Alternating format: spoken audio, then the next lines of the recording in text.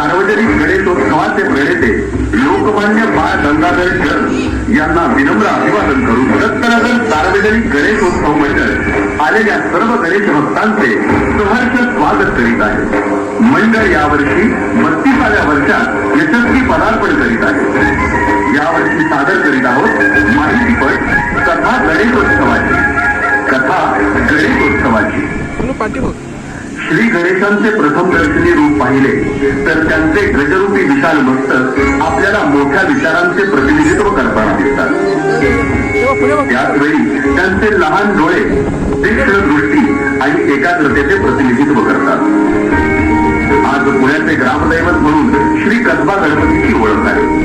पुण्याच्या सार्वजनिक गणेशोत्सवात कसबा गणपतीला मानाचे पहिले स्थान आहे. शिवाजी महाराजांनी बालवयातच पुण्यात पहिला गणेशोत्सव सुरू केला. त्याची वाढ प्रतिपतचंद्र रेखेव म्हणजे सतत वाढतच राहिली. शहाजीराजे भोसले यांनी 1636 साली पुण्यात लाल महाल बांधला. तेव्हा जिजाबाईंनी या गणरायांच्या स्थापनेसाठी मंदिर बांधले. जिजाऊंना स्वप्नात गणपतीने दृष्टांत दिल्याने त्यांनी या गणपतीची स्थापना केली असे म्हटले जाते. श्री गणेश हे पेशव्यांचे कुलदैवत. पेशव्यांच्या काळातही गणेशोत्सव धूमधडाक्यात आणि मोठ्या प्रमाणात साजरा होत असे. जेम्स वेल्स हा एक चित्रकार जेव्हा पुण्यात आला तेव्हा गणेशोत्सवाचे दिवस होते.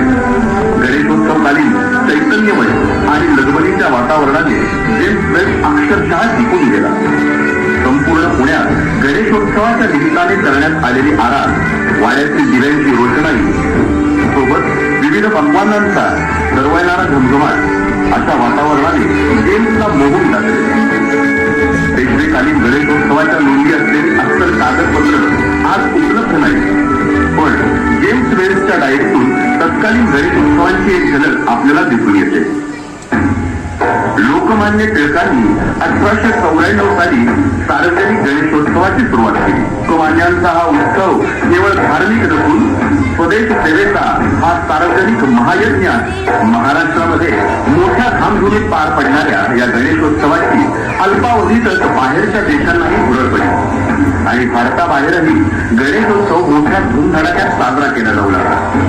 अमेरिकेतील शार्लट मराठी महामंडळातर्फे हिंदू सेंटरच्या पुढाकाराने गेली 38 वर्ष तसेच गणेश फेस्टिवल मार्फत फिलाडेल्फियातही गेली 15 वर्ष गणेशोत्सव साजरा केला जातो. ऑस्ट्रेलियातील टायटेनियम सिक्युरिटी एरिना या भव्य इंडोर स्टेडियम मध्ये ढोल ताशांच्या गजरात गणेशोत्सव पार पडतो. आणि विशेष म्हणजे या गणेशोत्सवाची श्रींची मूर्ती खास लालबागहून मागवली जाते. ऑस्ट्रेलियाचा राजा या नावाने साजरा होणारा हा देशाबाहेरील सर्वात मोठा उत्सव मानला जातो. पाकिस्तानातील कराची मधल्या डोली खाटा आणि क्लिफ्टन येथील शिवगणेश मंदिरातही महाराष्ट्र पंचायतच्या वतीने मोठ्या प्रमाणात गणेशोत्सव साजरा केला जातो. इंग्लंड इथं राहणाऱ्या ब्रिटिश हिंदू लोकांच्या समुदायाकडूनही गणेश चतुर्थी साजरी केली जाते. प्रेरणादायी, उत्साहवर्धक असा हा श्री गणेशोत्सव सामाजिक बांधिलकी जपत मॉरिशस, मलेशिया आणि सिंगापूर येथेही साजरा केला जातो. याचबरोबर घाण्यामध्ये आफ्रिकन वंशीय हिंदू गणेश चतुर्थी साजरी करतात. आज 21व्या शतकात तरुणाईने आपल्या कमरेला ढोल बांधलेले आहेत. ताशांचा नाद कडकडतोय. गणेशोत्सवाची पालखी मोठ्या दिमाखात आणि डौलात आपल्या खांद्यावर तरुणाई मिरवत आहे.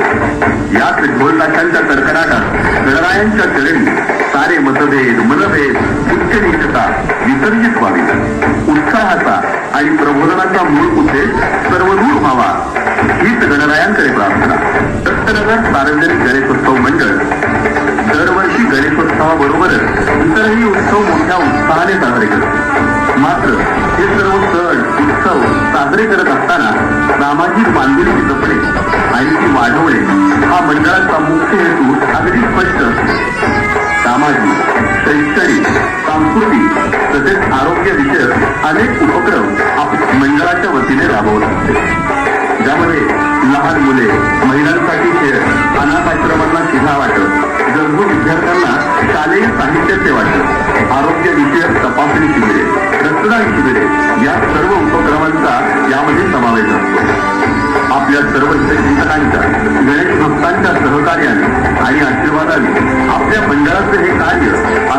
होत राहो ही श्री गणरायांच्या चरणी प्रार्थना. बोला गणपती बाप्पा.